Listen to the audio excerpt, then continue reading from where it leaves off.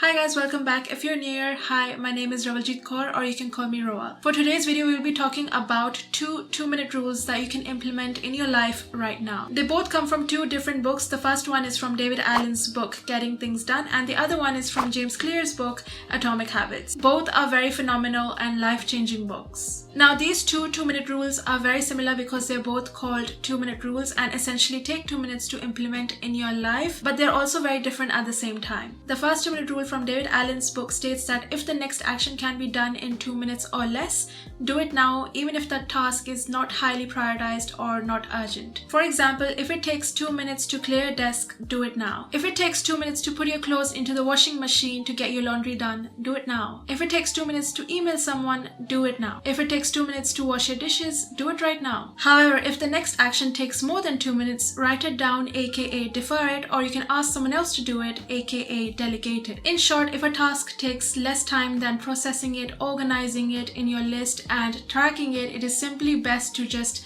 do it as soon as it is in your hands. This rule can greatly improve your productivity, allowing projects to move forward more smoothly without interruptions, and prevents small tasks to overload the system. You will receive small doses of dopamine when you do these small tasks first, and this will allow you to gain momentum for your next, more harder, longer tasks. If I wake up in the morning and the first thing I do is make my bed, I've already started a momentum. Next thing I know, I've brushed my teeth, drank a liter of water, drank my coffee, and read a book for half an hour. Knowing that a task takes less than 2 minutes itself gives you motivation to do it right there and then. And once you feel better about yourself because you've done those small tasks, you feel more productive and you go ahead and do the harder, longer tasks. The second 2-minute rule, which was in James Clear's book Atomic Habit, is actually inspired by David Allen's 2-minute rule. However, this one is more designed for forming a habit. It states that all you have to do is take 2 minutes out of your day to form a habit and do it consistently on a daily basis without failure. The whole idea behind his 2-minute rule strategy is to be able to show up every day for that habit. You don't have to do that habit perfectly, especially not in the beginning. This is where we make a huge mistake by doing something that takes long,